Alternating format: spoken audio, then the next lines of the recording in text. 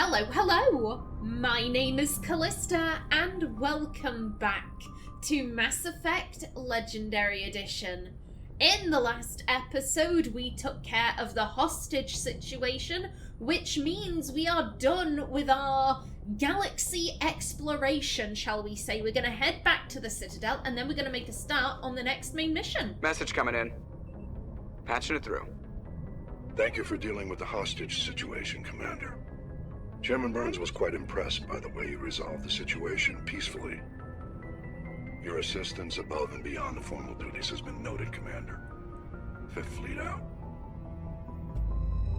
Oh, why thank you.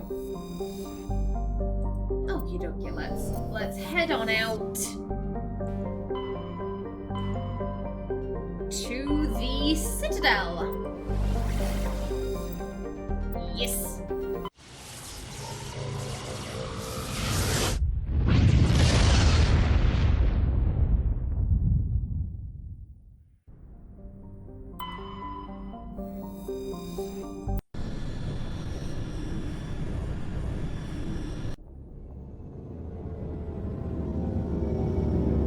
You know what, whilst I'm also here, it'd probably be a good idea to level up all of the characters.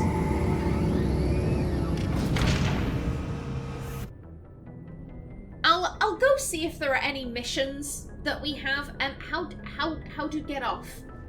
How to get off ship would like to know. And that was the communication area. I don't think it would be down there. There was this little annex around this way. Okay, hello. There we go. But yeah, whilst I'm here, I think this would probably be the most convenient place to make sure that everyone is fully upgraded. Now, if I remember correctly, the two missions we have to hand in are one for Admiral Kahaku, and the other is going to speak with Nasana. Seeing as we're going to speak with an Asari diplomat, we might as well take an Asari with us. And it feels like a while since we've had Rex in the party, so go on. We have 0 tech strength, dear lord.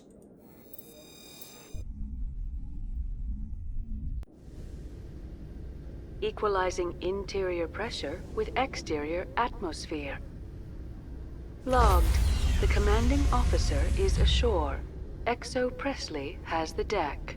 Wait, isn't Presley the one who's very against the Tory? Oh god, we've left the racist in charge. God damn.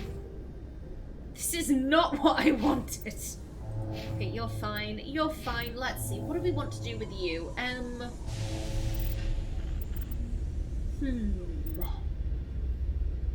I feel like we should probably... Well, you know what? Let's unlock stasis. I think we should maybe focus on his biotic abilities for a little while. Okay, there we go. Oh, hello. Rear Admiral Mikhailovich. Hello? Rear Admiral Mihailovic, Fifth Fleet. Okay. We weren't told to expect you, sir. I would have prepared a formal greeting. Spare me the pleasantries. I command the 63rd Scout Flotilla. You and the Normandy were slated for my unit after shakedown. Then the Council got their paws, claws, tentacles, whatever. They got them on our ship, and you. Sir, just because they look a little different doesn't make what is at the end of their arms not hands. I mean, some of them don't. The Hanar, for example, I don't think they technically have hands, but the, what are they called? The Solarians, who only have 3 fingers, they have hands. The Asari have hands. The Krogan have hands. The Turians have hands. Like, sir, why are you being a dick? Why do I not have the option to confront the dick? Absolutely not this one. Oh, that was not a good sound. think there's an electrical fault somewhere. I've said it before with Naomi, she does give one chance. Because people have slip-ups, like Jenkins, poor unfortunate Jenkins at the beginning, who was being like, oh, like you on a cruise, that was so cool. She gave him one opportunity, because people will put their feet in their mouth, and then he did it again, and she was like, people died there. Why are you making it sound like some cool vacation? Yeah, we'll let it go once. If he continues being an asshole, and we get the opportunity to confront him, then we'll start on that. But yeah, absolutely not this one. And this is just, it doesn't call to me. I think she's trying to be diplomatic and just like, let's ignore it. He gets a chance. He gets one chance. Just try and be diplomatic. Use your words. I still serve the Alliance, sir. As a Spectre, I can advance our interests to the Council. You still know what color your blood is, Shepard? I don't begrudge the politician's decision to throw you to the Council. It's an opportunity. I do begrudge this over-designed piece of tin, though. Oh, hell no. Do you even know what colour your blood is, Shepard? Yes, I do, because I was recently being shot at as I was rescuing a hostage. So yes, I do know what colour my blood is, you bitch. Secondly, how dare you? The Normandy is great. How dare you insult my ship? Secondly, we got this ship from Captain Anderson. By slagging off the Normandy, you are slagging off him. How dare you? You do not insult my ship. You do not insult Captain Anderson. Screw you. This ship has saved our lives a dozen times over. An exaggeration. I've read your reports. This experiment diverted billions from our appropriations bills. For the same price, we could have had a heavy cruiser. But no, we had to make nice to the Turians, throw money at a co-developed boondoggle. I'm here to make an inspection, Commander. Normandy is an Alliance warship. I intend to see she's up to snuff. Oh,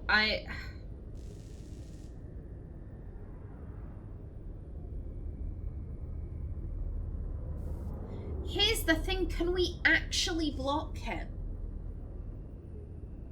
Can we actually block him from doing so? Because here's the thing, we're a Spectre.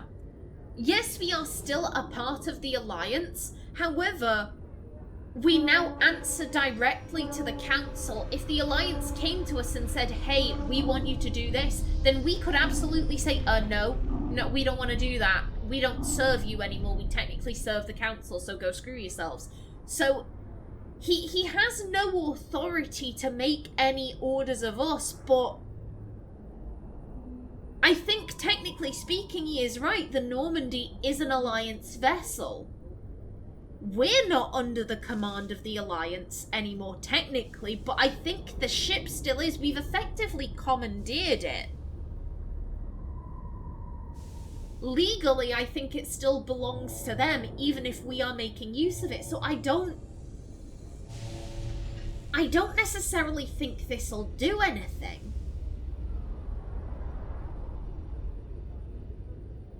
Also, to be blunt, I don't think Naomi wants to make an enemy of the Alliance.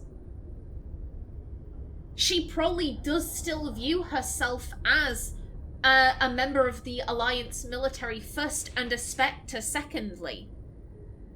Like I said at the time, she wasn't like, oh, I want to be a Spectre, I want to be a Spectre. She was like, I'll be a Spectre so I can go get justice for what Saren did, but she didn't really care about the position. So I don't think she wants to make an enemy of the Alliance. At the same time, I don't think she's gonna roll out the red carpet for this guy. He's been an asshole. This guy is being a prick, so you can do it. I'm not gonna be polite about it, but you can. I'm sure you'll find everything in order, Admiral. I'll just bet.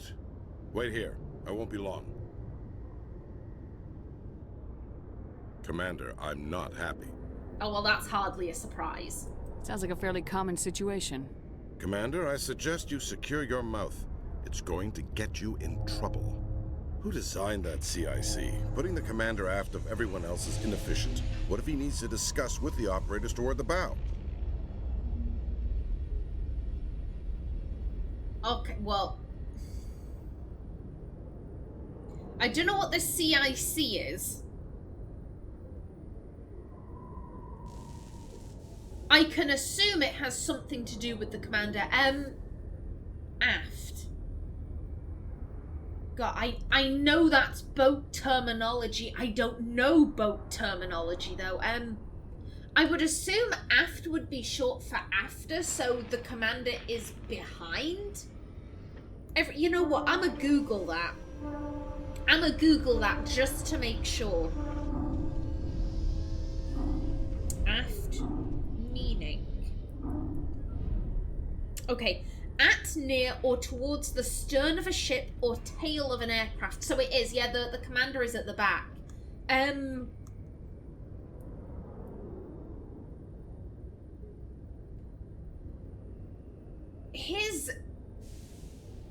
Here's what I'm thinking. Clearly I'm gonna go for one of these two. This'll sound daft. I'm worried that this is gonna come out like, oh, it's Turian design. What do you expect from Turians? I doubt it will be, given that it is a Paragon option. Those tend to be very nicey nice. But it could come out like that. We're trained for it. Just sounds like, oh yeah, it is a shithole design, but we're trained for it. So, no, Naomi would back her ship no matter what. I'm going to assume it's something like, oh, the best commanders lead from the rear. You know, some kind of military proverb, perhaps? Modified Turian style. They prefer commanders looking over their subordinates rather than in the middle of them. We wanted to see how effectively they can command with that setup. Reasonable goal, but they should have studied that in a lab rather than on a frontline warship. I had to shake my head at that drive core of yours. 120 billion credits of element 0 to make this thing able to move without giving itself away.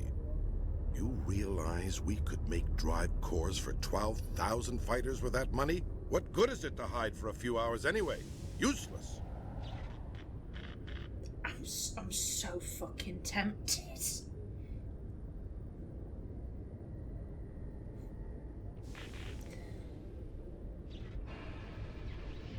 The first one, we're trained for it, didn't sound like it was backing the ship. This does. And he's being a prick. I do think that Naomi has a mouth on her.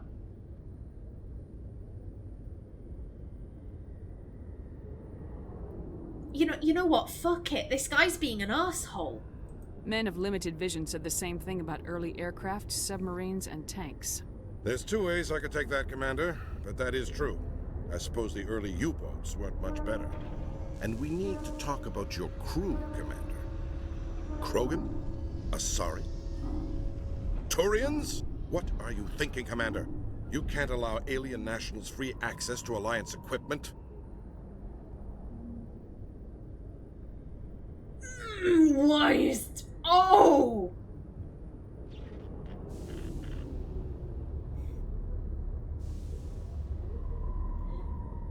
Naomi absolutely would do this.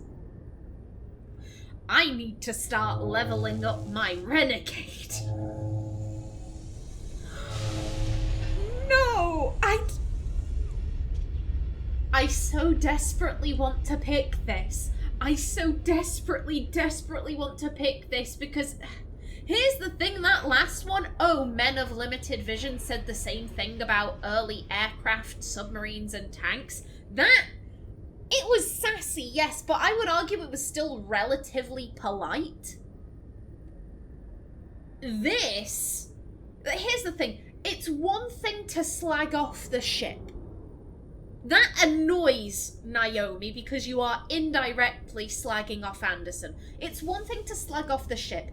It is another to slag off the men and women who are serving under her, who are going on missions with her, who are... I'm sorry, I'm getting excited. Who are getting attacked by Thresher Moors with her, reliving her trauma with her. You do not slag them off. This would absolutely be something that could send Naomi flying into a rage. She wants to be an inspiration to, you know, young people, young humans, shall we say, who are, you know, living in poverty, living in conditions that, you know, are not exactly conducive to, you know, living a happy, healthy life and this, that, and the other. But she does have a mouth on her. She wants to be that inspiration, but she does have a mouth on her. And she will not tolerate this kind of backchat. However, I reckon, because I can't pick this. I can't pick this. I reckon what has happened, like the devil and angel on her shoulders. I'm trying to move my mouse over to where Rex is, and I assume Liara is hidden behind Mikhailovich. And like the devil and angel on her shoulders, Rex probably being like, oh yeah, tell him to fuck off, shoot him, do it. And then there's Liara being like, Commander, don't do it. He's beneath you. Don't get yourself court-martialed. Like, I think Naomi is looking at Liara being like, she's right, he's not worth it. He's not worth it. And through gritted teeth being like, they're allies, sir, you bitch. Between Saren and the Geth, we have enough enemies out here. Treating other species with suspicion and distrust won't win hearts and minds. That assumes the hearts and minds are worth winning. That hasn't been proven yet. You have anything else to say, Commander? Any other justifications for the state of this vessel? Oh, I need to upgrade both my Renegade and Paragon things. However, in this situation, I kind of like that I can't. You know, she's got gritted teeth. She's not really thinking anymore. She's just so angry, and she doesn't have an outlet for that anger. And as such, she doesn't think to say, oh, we need to build bridges. She's just like, I want to get away from this guy. Liara's holding me back. She's telling me not to beat his ass. I need to get away from this guy. So as much as I'm like, oh, I wish I had more Paragon points. For storytelling purposes, I like this. Yeah. None, sir. Very well. I don't agree with any of this, but your reasons seem sound. I'll be submitting a report to the Joint Military Council. It will not be as negative as I'd planned. Good hunting, Commander Shepard. Make us proud.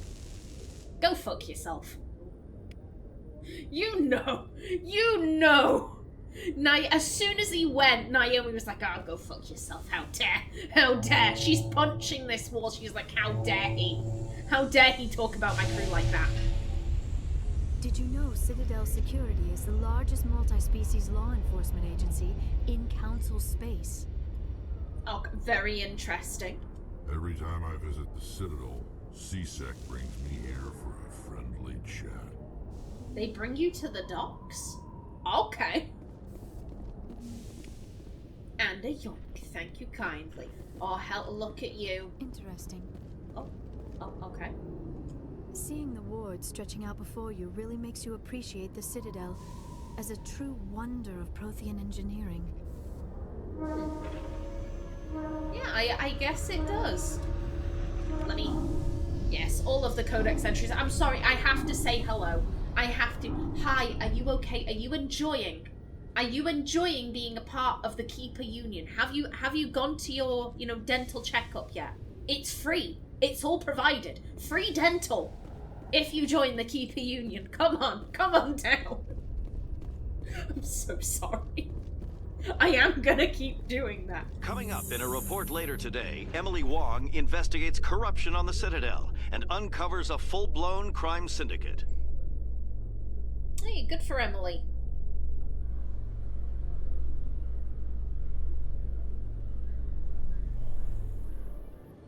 No. Oh, hello. Hi there. Commander Shepard? You're right.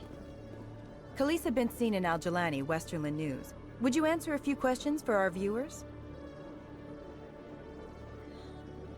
This lady looks familiar.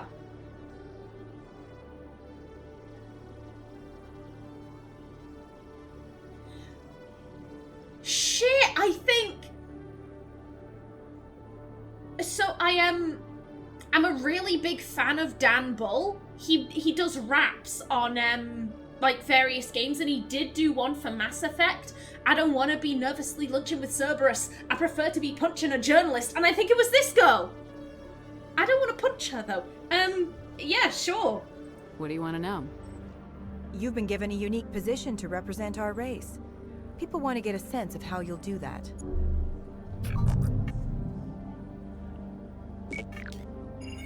Humans have been trying to get the respect of the galactic community for 26 years.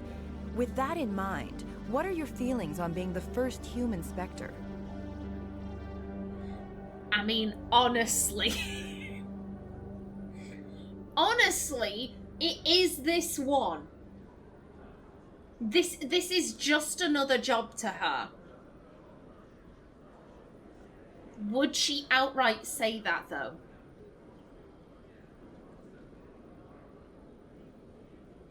Again, it's between these two.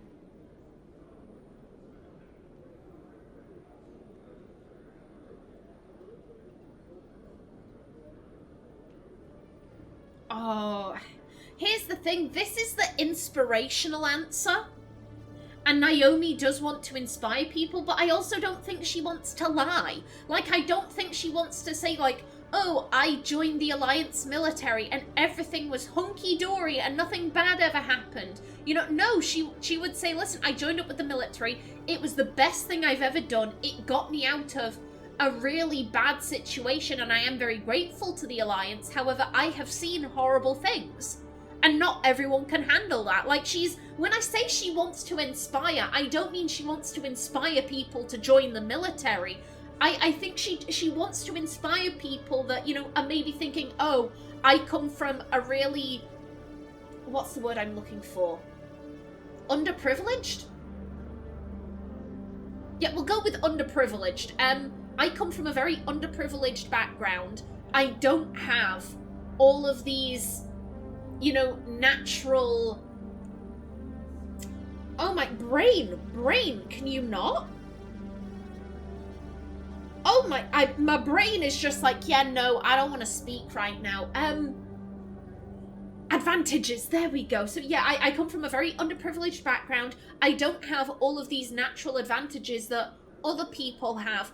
And, you know, what's the point? What's the point in anything? I'm just gonna, you know, sit on my arse all day and do drugs until I die. Like, what's the point in living? What's the point in trying to do anything? And those are the people that Naomi kind of wants to reach out to. People who were like her. You know, to say, hey, just because you're in this situation doesn't mean there's nothing you can do about it. You can do something. I'm not saying you should go and join the army, but you can do something if you set your mind to it. Everyone has stuff they're good at. I'm naturally strong, so I join the military. But you will find something. Don't think that life is pointless.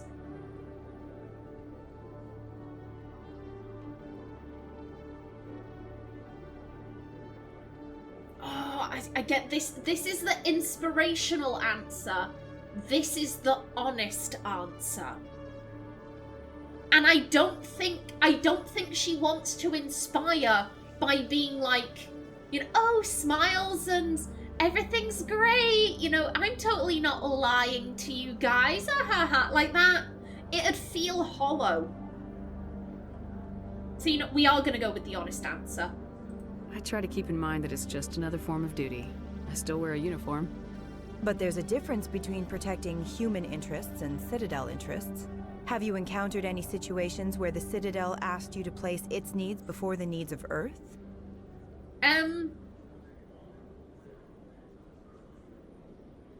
Technically, no. I wouldn't argue. I wouldn't say that, we've been asked to place the Citadel before Earth. Saren has screwed over humanity by what he did on Eden Prime. Like, he fucked with us, so we're going to go after him. What he's doing will affect everyone. I would argue that isn't placing the Citadel before the needs of Earth. The Council is concerned with the needs of the whole galactic community. We're part of that community now. Our needs are on their agenda, but we're one of many. You really do believe that, don't you? You've been given command of an advanced human warship for your missions. Is there anything you'd like to say about it? This is being... I don't understand. This is a really nice interview. What a time to shut you... Oh, I guess this would be where you punch her. This is a really nice interview. She's been very polite. Like, I don't get it. Yeah, it's a ship that was built by the Taurians. Like, they helped in all this. It's their design. Actually, the Normandy was co-developed by human and Taurian engineers. Its design incorporates many innovations, all of which are classified, I'm afraid. So the Turians have knowledge of the Normandy that is being kept secret from the Alliance public? Do you think it was appropriate to hand Earth's most advanced warship over to the Citadel? That was twisted. That was twisted.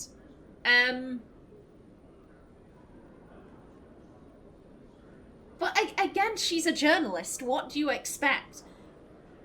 The crew isn't technically still Alliance. We have non-Alliance personnel on board, 2 of which are stood behind me.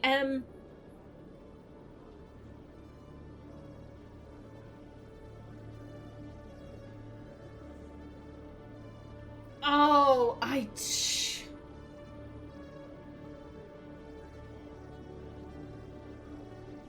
want to go for either of these because, one, it'd be a really good way to bring up our Paragon and Renegade points, but also because she would answer. This interview can get really uncomfortable. Naomi doesn't care. Naomi will be there until the bitter end, saying, I won't flinch.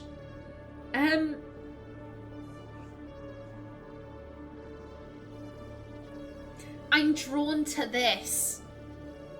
Because technically speaking, the crew isn't completely Alliance. And we didn't hand the Normandy over to the Citadel. It's still ours. I just really hope this doesn't come out as, hey, fuck you, bitch. It's my warship. Like, please don't, please. Miss Al-Jalani, I wear the Alliance uniform, and if you think anyone other than me says where the Normandy can go, you're sadly mistaken. No offense intended, Commander. I'm sure you have to follow the orders of your superiors. Of course, now your superiors are aliens. One last question, Commander. Rumors back home say you're tracking a rogue spectre named Saren. Do you have any comment on that? Oh, Lord. Oh, Lord. I don't... I don't understand. I don't understand. She's tried to trip us up, but again, I wouldn't... Okay,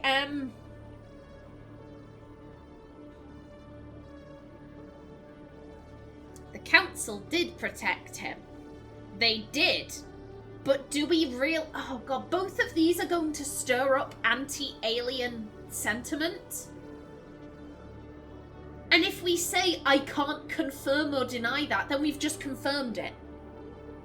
Because if it wasn't true, then we'd say, yeah, no, that isn't true. You've got a dodgy source there. So by saying, oh, I can't confirm or deny, then we've just confirmed it. So it's better to just outright confirm than give a flim-flam answer.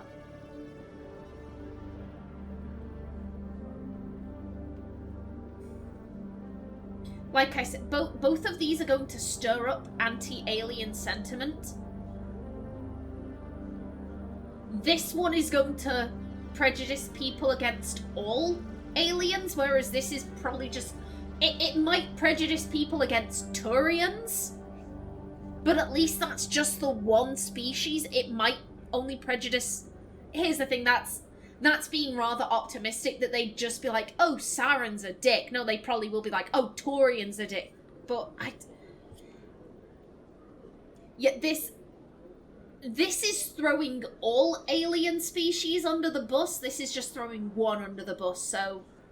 Saren instigated the attack on our colony at Eden Prime. Once his involvement was proven to the Council, I was assigned to bring him in. That's surprising, Commander. The official line says Eden Prime was attacked by rogue synthetics. Good luck in your mission. Thank you for your time, Commander Shepard.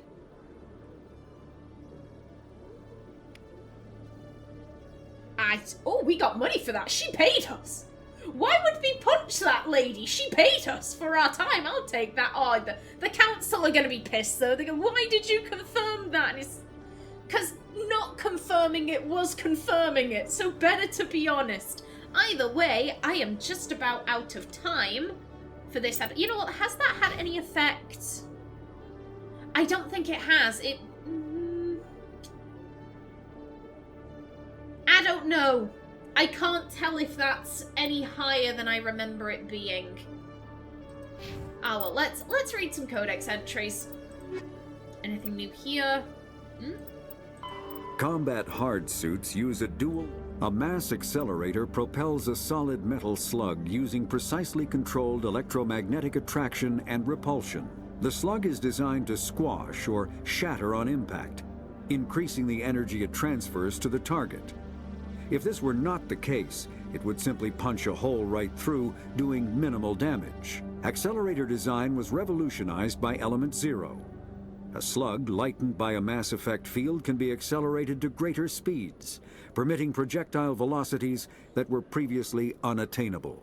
If accelerated to a high enough velocity, a simple paint chip can impact with the same destructive force as a nuclear weapon.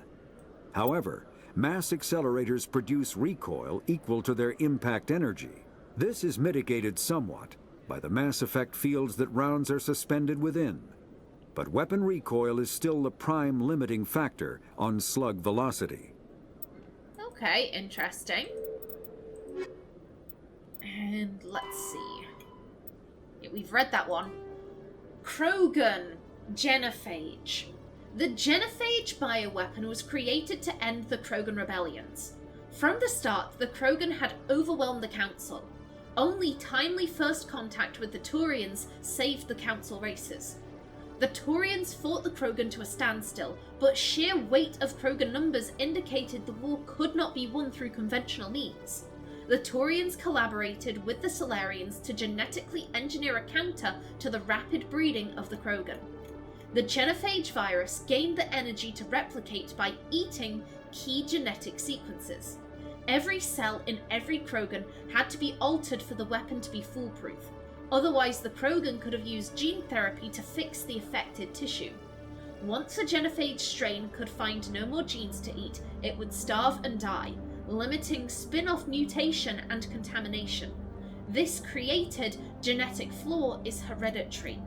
The Solarians believed the genophage would be used as a deterrent, a position the Turians viewed as naive. Once the project was complete, the Turians mass-produced and deployed it.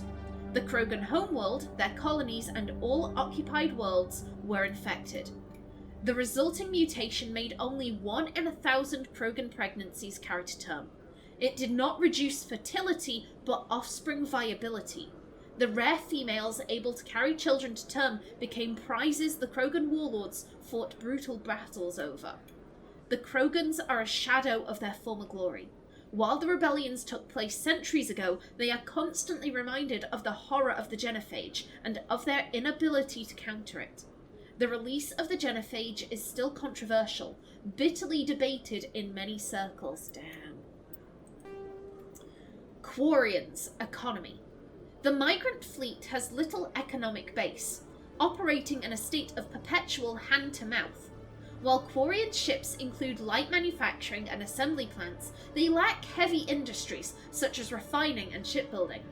The fleet has tankers for water purification and oxygen cracking, but the space-intensive nature of agriculture limits food production. A single disaster could destroy the fragile balance. The Quarians earn income in creative ways. Because the government is obliged to provide food, water, air, and medical support for every individual, the Conclave strategically determines the course of the fleet to bring in resources and income.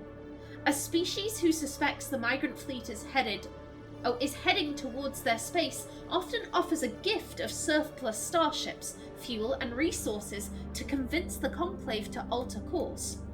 As the fleet passes through a system, swarms of mining vessels work over asteroids for metals and siliceous materials, and cometary bodies for water, ice, and organics. Quarian miners are adept at locating and strip mining spaceborne resources. This sparks conflict with corporations already working the system. Large mining concerns spend millions on lobbyists and public relations portraying the Quarians as locusts, devouring the resources of a system before moving on. The greatest asset of the Quarians is their rarefied skills. Most are experienced miners. Due to their life of perpetual salvage and repair, they are skilled engineers and technicians. More than once, the very corporations that lobby against the Quarians have made backroom deals with the fleet, arranging for skilled Quarians to fill space engineering jobs that other species would demand higher wages for. Quarians are widely hated among the working classes. The Quarians are coming to take our jobs is a common response to the fleet's approach. Oh, boo, how dare. How dare. Still, very cool. Very cool to see all of these to see how these races are intermingling and all of that. It's really cool. Alrighty then, yes, I am out of time for this episode. In the next one, we continue exploring the Citadel. But until then, please remember to like if you enjoyed, leave a comment below, and if you wanted to subscribe, it would be very much appreciated. I've been Kallista. Thanks for watching, and see you in the next episode.